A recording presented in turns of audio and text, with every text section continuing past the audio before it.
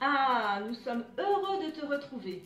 Mais j'ai un petit souci, Anthony n'est pas connecté. Bon, je vais quand même essayer de l'appeler. Allô? Anthony?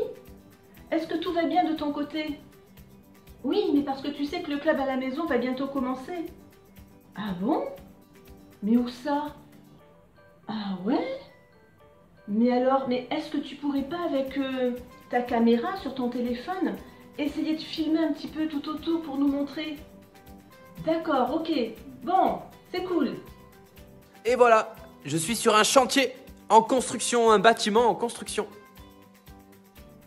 Eh ben dis donc, ça a l'air vraiment impressionnant, hein? Eh bien, vous voyez, ici, il y a le sol. Et en surface, là, eh bien, c'est de la terre. Mais, si on creuse, qu'on fait un trou, eh bien, on va trouver de la roche très dure en dessous. Bon, j'espère qu'Anthony n'oubliera pas de rentrer, mais je pense qu'il est bon que l'on commence sans lui. Te rappelles-tu de la recette du bonheur? On l'avait vu dimanche dernier. Tu es heureux lorsque tu aimes le Seigneur et que tu prends du temps à méditer la parole de Dieu. D'ailleurs, je me demande, mais est-ce que tu as réussi à relever le défi qui t'était lancé? Tu te rappelles, dimanche dernier, on t'avait invité à prendre du temps pour lire un passage dans la Bible, pour le méditer. Bon, il y avait 4 étapes. La première, prier. La deuxième, lire le passage. La troisième, se questionner pour enfin comprendre le message que le Seigneur veut te donner. Là, je te propose qu'on commence de suite par la première étape.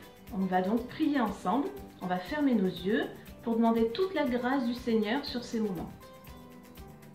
Seigneur Jésus, nous voulons te remercier pour ce moment du club à la maison et te demander, s'il te plaît, d'ouvrir notre cœur et notre intelligence pour que nous puissions bien comprendre ton enseignement.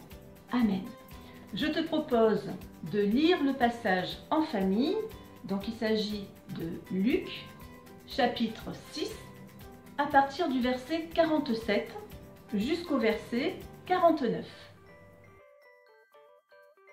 Alors ici, c'est Jésus qui parle, et ceux qui sont venus l'écouter, ce sont ses disciples.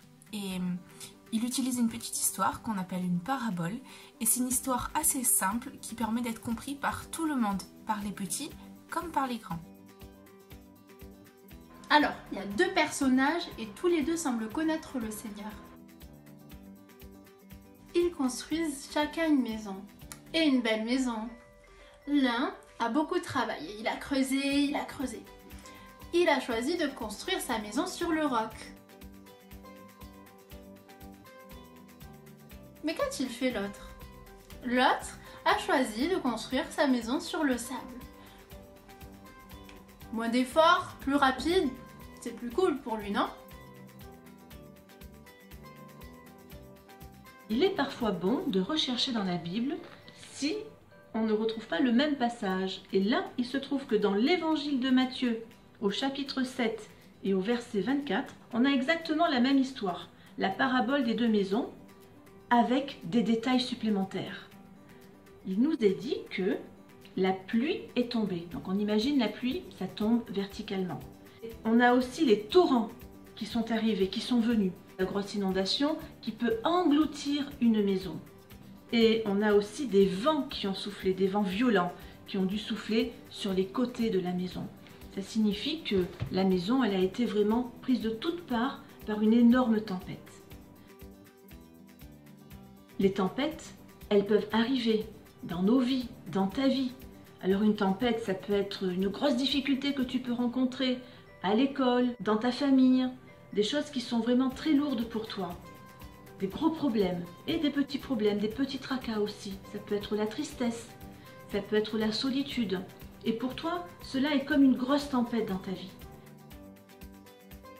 La Bible dit que la maison qui est construite sur le roc, elle ne s'est pas écroulée, elle est restée debout, alors que la maison qui était construite sur le sable, elle s'est complètement effondrée. Vous voyez là? On a la dalle de béton. Elle est posée en surface. Et on pourrait croire qu'elle est juste posée en surface. Mais non, elle est attachée aux fondations qui sont là, cachées là-dessous. Les fondations, est-ce que ça sert à quelque chose? Écoutons la parole d'un expert. En tant que professionnel du bâtiment et de la construction de maisons, je voulais vous rappeler quelques conseils. Une maison doit toujours être construite sur du béton, sur une fondation solide. Sinon, au terme et dans le temps, des fissures apparaîtront et la maison risquera de s'affaisser. Donc, l'ensemble, la dalle, repose bien sur des fondations invisibles, qui elles-mêmes reposent sur le roc. Et vous voyez, tout est solide là. Cette maison représente ta vie. Et comme nous l'avons vu avec Anthony lors de la visite de chantier, la maison est construite sur des fondations qui sont enterrées sous le sol.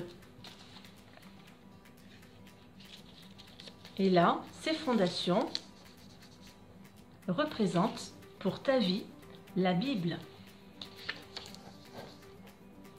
Et ces fondations, pour qu'elles soient bien solides et stables, reposent elles-mêmes sur le roc, sur de la pierre très dure, bien en profondeur. Et cette pierre très dure représente la personne de Jésus. D'ailleurs, Jésus t'invite à bâtir, à construire ta vie sur lui, qui est le rocher, en t'appuyant, en étant guidé par la Bible, qui sont les fondations de la maison. La maison, c'est ta vie. Les plus jeunes, je sais que vous avez compris cette image de la maison qui représente ta vie. Maintenant, je vais peut-être m'adresser aux pré-ados et aux ados. Peut-être que cette maison peut aussi représenter pour toi ton avenir. Et peut-être qu'en ce moment, tu te poses beaucoup de questions pour ton orientation professionnelle, ton orientation scolaire. Et n'oublie pas que ton avenir, tu peux le remettre dans les mains du Seigneur et que tu peux y trouver de bons conseils en lisant la Bible. Mais peut-être que cette maison peut représenter des choix que tu aurais à faire. Si ta vie est fondée sur le Seigneur, eh bien, il prendra soin aussi de tes projets. N'oublie pas, la Bible est un merveilleux guide qui saura te conduire là où le Seigneur te veut.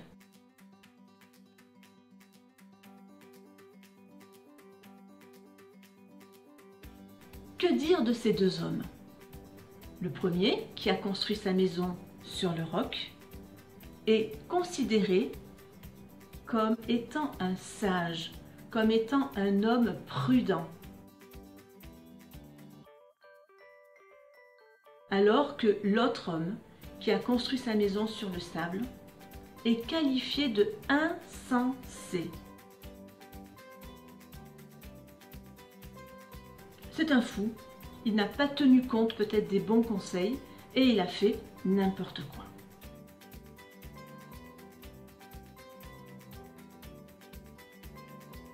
Vous savez, avec Linda et Sarah, nous n'avons toujours pas de nouvelles d'Anthony. Ah, ben, c'est lui qui appelle justement.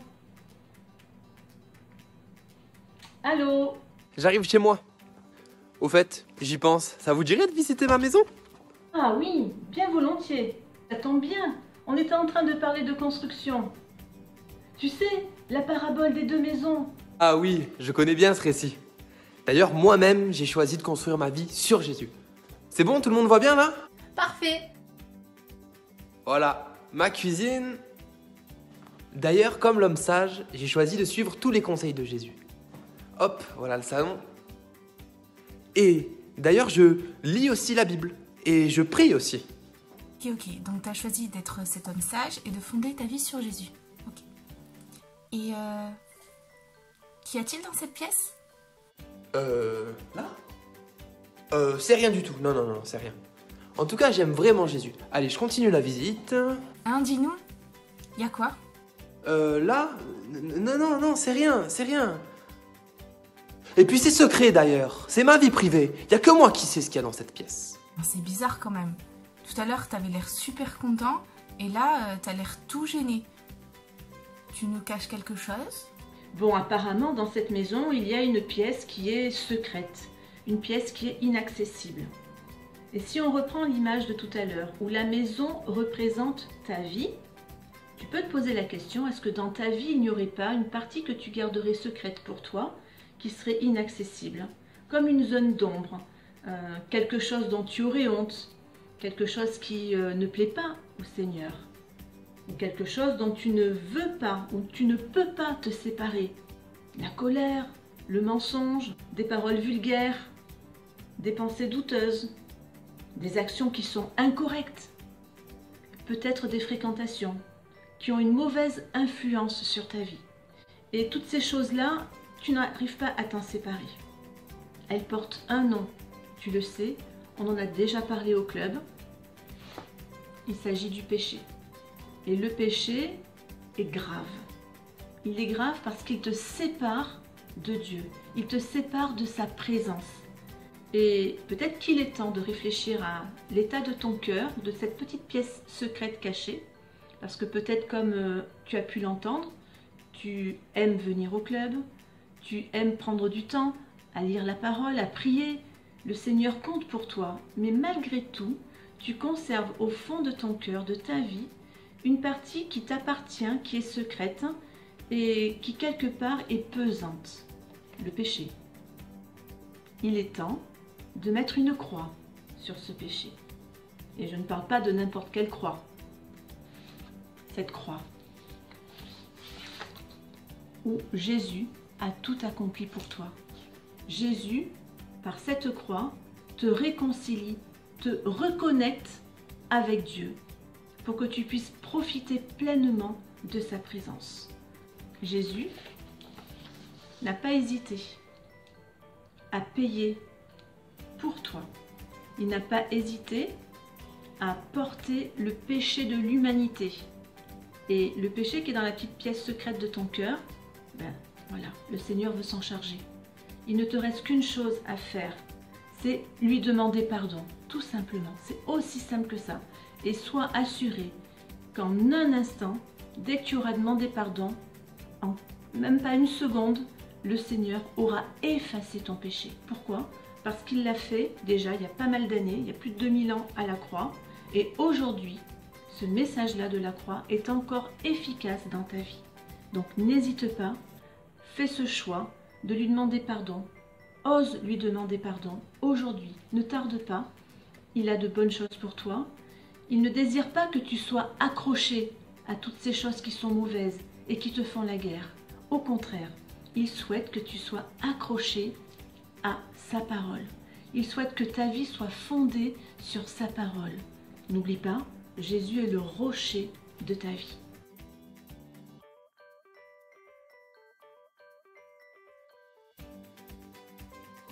Alors, le défi pour dimanche prochain, ça va être de deviner de quoi nous allons parler. Un petit indice, regarde très près ton calendrier. Voilà pour cette fois. Allez, on se sépare, mais en chanson. Et oui, c'était inévitable, vous vous en doutez bien. Bye bye.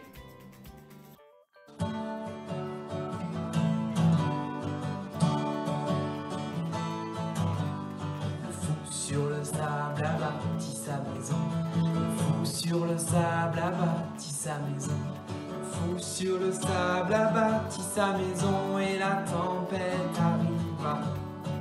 Vent souffla et la pluie tomba. Vent souffla et la pluie tomba.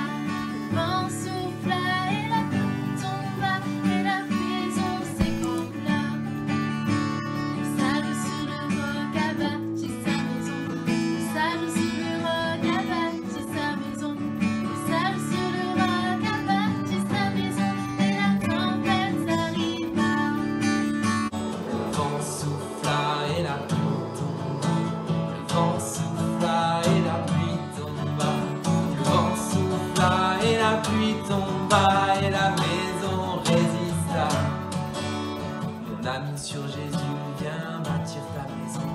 Mon ami sur Jésus, viens bâtir ta maison. Mon ami sur Jésus, viens bâtir ta maison et la tempête arrivera. Vent soufflera et la pluie tombera.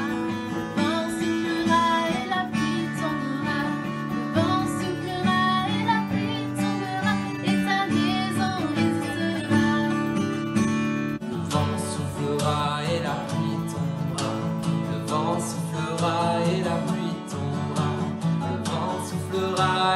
pluie tombera et ta